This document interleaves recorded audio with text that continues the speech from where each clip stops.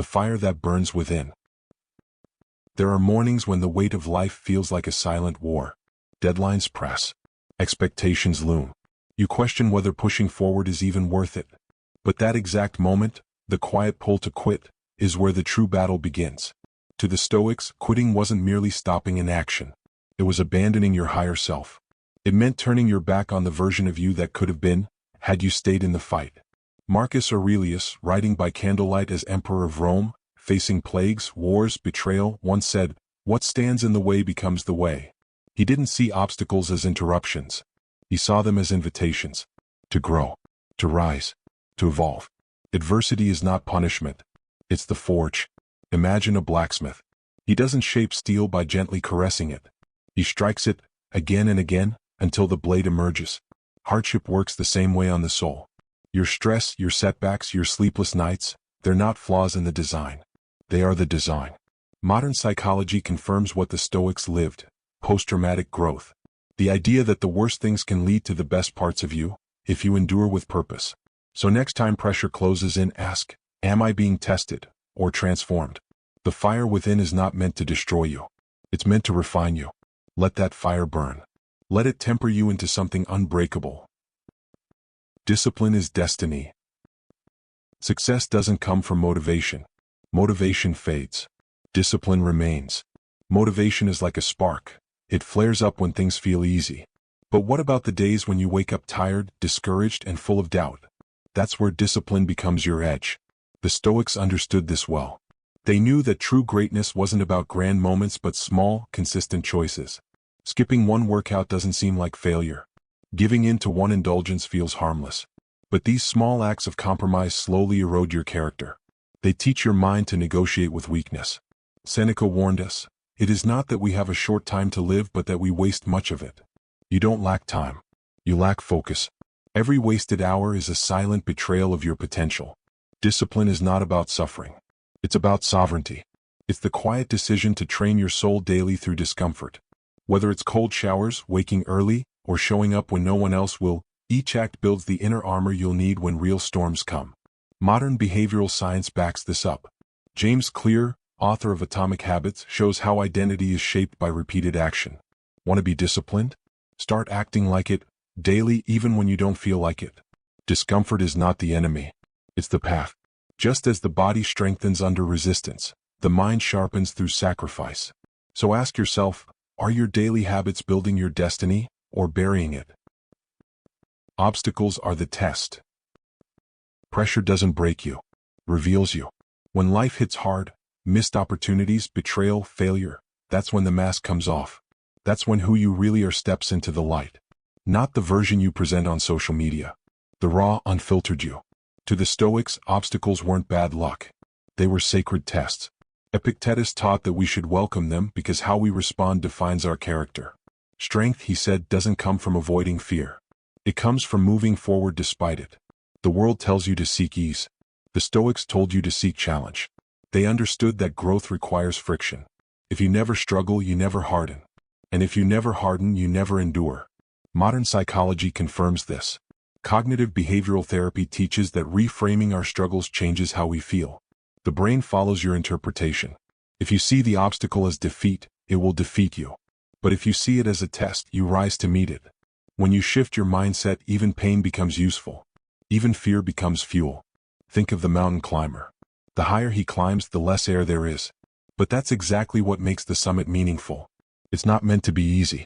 It's meant to demand everything from you, because that's the only way you'll meet the version of yourself who can stand at the top. So ask yourself, are you cursing your struggle, or learning from it? The role of duty. When the world tempts you to chase comfort, pleasure, or applause, Stoicism reminds you, you are here for something greater. Duty is the invisible weight that gives your life meaning. It's not about what you feel like doing but what you're called to do. Marcus Aurelius, carrying the weight of an empire, didn't seek luxury or recognition. He wrote, "Life is not for pleasure but for fulfilling your role." And what is your role? It is to be strong when others fold. To speak truth when silence is safer. To act with integrity even when no one notices. Stoicism teaches that duty begins with responsibility, to your values, your word, your higher self. Today's culture glorifies the self. Do what feels good. Take the easy way out. But that path leads to emptiness. True fulfillment comes from service. First to your principles, then to those who depend on you. Modern psychology supports this. Viktor Frankl, a Holocaust survivor and psychiatrist, wrote that those who survived the camps were not the strongest physically, but those who had a purpose. He called it logotherapy, the belief that meaning comes not from what we want, but from what we are willing to endure for something greater than ourselves. You won't always be rewarded. Often your strength will be invisible. But that doesn't make it meaningless. In fact, it makes it sacred. So ask yourself, are you living for pleasure or for purpose? Your role is not to be comfortable. It is to be useful. It is to lead even when no one claps. The power of the present struggle. Regret pulls you backward. Anxiety pushes you forward. But strength is forged in the present moment. Too many people live in a timeline that doesn't exist. They obsess over past mistakes or dread future outcomes, losing the only thing they truly control, the now. The Stoics knew this trap well. They taught that all power, all clarity, and all peace can only be found in the present. Marcus Aurelius wrote in his Meditations, "Confine yourself to the present." Why? Because when your focus is divided, your will weakens. The challenge in front of you becomes unbearable only when your mind multiplies it with imagined pain from tomorrow or guilt from yesterday. The present, no matter how difficult, is always manageable. It is when you layer it with fear or regret that it becomes overwhelming. Modern mindfulness practices echo this ancient wisdom. Presence reduces stress, increases clarity, and enhances resilience. Athletes call it the zone. Soldiers call it combat focus. It's not mysticism. It's mastery of attention, of breath, of decision. And here's the paradox. Your greatest growth won't come from escaping pain but from entering it fully. Not as a victim but as a student. Your resistance to the moment is often more painful than the moment itself. Ask yourself, what can I control right now? In the middle of chaos, anchor yourself in now. Not yesterday. Not later. Just now. Because struggle, faced with presence, becomes transformation. The burden of bitterness. Bitterness is a weight you choose to carry. And it only gets heavier the longer you hold it. Complaining feels like relief, but it's a trap. It gives the illusion of control while quietly reinforcing powerlessness. The Stoics understood this deeply. To them, complaining was not just useless. It was a betrayal of strength. Epictetus taught that while we cannot control events, we can always control how we respond. That is the essence of Stoicism. The moment you give in to bitterness, you hand over your power, not to the situation but to your own defeated mindset. Complaining is the voice of resistance without responsibility. It's the sound of someone who sees reality and says, "This shouldn't be happening," instead of, "What can I do about this?" Modern psychology supports this. Studies in cognitive therapy show that rumination, repeating negative thoughts, deepens depression and anxiety. Complaints, verbalized or silent, are mental rehearsals of defeat. But when you choose acceptance, when you face what is without illusion or resentment, you step into power. That doesn't mean passive surrender. It means clarity. It means asking, what now? Bitterness poisons your view of others, yourself, and the world. It corrupts your capacity to see opportunity where others only see obstacles. So ask yourself, are you feeding your strength or feeding your resentment? Release the burden. Accept reality, not because it's easy but because only then can you shape it. The language of strength. The words you speak reveal the world you live in, and the man you are becoming. To the Stoics, speech wasn't casual. It was a reflection of discipline. What you say and how you say it either reinforces your strength or exposes your weakness. Complaining, blaming, dramatizing, these are not just bad habits. They are signals of a defeated mind. Marcus Aurelius wrote, "The soul becomes dyed with the color of its thoughts." The same is true of your speech. When your language is reactive, filled with "I can't," "this always happens to me," or "they should treat me better," you're not just talking, you're reinforcing powerlessness. Strong speech is restrained. Not emotionless but controlled. Deliberate. Honest without being hostile. It holds the line between chaos and order. Modern psychology confirms this. In cognitive behavioral therapy, reframing is a central tool. The language you use to describe an event determines how your brain encodes that event. Say, "I'm being tested," and your mind activates resilience. Say, "I'm being punished," and your mind activates defeat. Every complaint is a rehearsal of failure. Every word of self-pity deepens the script of victimhood. But when you speak with clarity and conviction, without exaggeration, without excuse, you begin to shape your world. Not with noise but with weight. So ask yourself, do my words sharpen my strength, or dull it? Choose language that lifts, not language that leaks. Let your words serve your will. Comparison is poison. There is no peace in measuring your life with someone else's ruler. In the age of constant exposure, it's easier than ever to look outward and feel like you're falling behind. Someone else is richer, fitter, more admired. But this illusion blinds you. It steals focus from the only battle that matters, your own. The Stoics warned against envy because it distracts from virtue.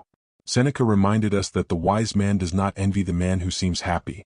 He studies whether that man is actually good. Success without integrity, after all, is failure in disguise. When you compare, you lose twice. First, because you place your worth in the hands of others. Second, because you stop moving forward to stare sideways. Modern psychology speaks of social comparison theory. It shows that the more we compare, the less satisfied we become. Even in abundance, envy makes us feel lacking. It shifts our focus from values to vanity, from purpose to performance. Your path is not theirs. Your strengths, your flaws, your mission, they are yours for a reason. When you anchor your life in external validation, you drift from what really matters. Focus on your values, your effort, your growth. That is the Stoic standard. To look inward, not outward. To measure progress against principle, not popularity. So ask yourself, are you chasing your mission, or someone else's highlight reel? Comparison is poison. Gratitude is the antidote. The discipline of gratitude. Gratitude is not weakness. It is strength under control. Too many mistake gratitude for denial, as if being thankful means pretending everything is fine. But Stoic gratitude is different. It's not about ignoring pain. It's about refusing to be consumed by it. Epictetus was born a slave. He walked with a crippled leg. Yet his writings overflow with appreciation, not for luxury or comfort, but for the chance to endure, to learn, to grow. That is true gratitude, recognizing the opportunity inside adversity. Gratitude sharpens perspective. It shifts the focus from what is missing to what is present, from scarcity to sufficiency, from complaint to clarity. Modern research backs this with force. Studies from positive psychology show that a regular gratitude practice improves mental resilience, reduces depression, and enhances physical health. Why? Because the brain cannot focus on gratitude and victimhood at the same time. Gratitude is a weapon, a mental discipline that protects you from the poison of entitlement and the corrosion of despair. Start simple. What challenge today is forcing you to grow? What struggle is shaping a deeper version of you? What failure taught you what not to repeat? Ask yourself, what do I still have? What can I still build with this? Gratitude isn't soft steel. It's the daily choice to see life not as something you suffer, but something you shape. Never settle. Comfort is a slow death disguised as peace. Settling isn't about failure. It's about surrender, accepting less than what you're capable of, not because you can't do more, but because it's easier not to. And the Stoic rejects that. To settle is to betray the self you were meant to become. Marcus Aurelius didn't write to impress others. He wrote to remind himself never to drift, never to forget the mission. In obscurity or power, the standard remained the same. Stoic success is not applause. It's integrity. It's effort. It's holding your line when no one sees, no one thanks you, and no one cares. To never settle is to say, I will not compromise my principles for convenience. This mindset has weight. It demands consistency when you're tired, courage when you're afraid, patience when you're provoked. It demands that you rise not for praise, but because it's the right thing to do. Modern high performers echo this. Elite athletes, top soldiers, great leaders, they don't wait for motivation. They train with purpose. They refuse to lower their standards because they know that mediocrity is contagious. One compromise opens the door to many. So ask yourself, where have I allowed comfort to replace commitment? Do not settle for average in any corner of your life. Not in your thoughts, not in your work, not in your relationships. You are called to more. To never settle is not arrogance. It's honor. Conclusion: you are the architect. There will be no applause when you wake up early to face discomfort. No parade when you hold your tongue instead of reacting. No spotlight when you choose duty over distraction. But that is exactly where the Stoic finds greatness. You are the architect of your inner life. No one else can build it. No one else can live it. Excellence is not an achievement, it's a decision. A decision to show up when it's hard. To remain principled when it's inconvenient. To stay grounded when the world pulls you in every direction. Every chapter you've just heard is a tool. Not to impress. To build. Fire, discipline, adversity, duty, presence, speech, comparison, gratitude, and the refusal to settle. These are not just ideas. They are weapons, shields, foundations. And the question now is simple. Will you use them? Don't shrink to fit a smaller version of yourself. Don't abandon your post because the work is invisible. Don't wait for the world to notice before you begin. Begin now. Begin in silence. Begin with strength. If this message spoke to something inside you, share it. Leave a comment with the line that hit hardest. Subscribe for more. But above all, live it. Keep choosing growth. Keep showing up. The way is not easy, but it's yours. Walk it with honor.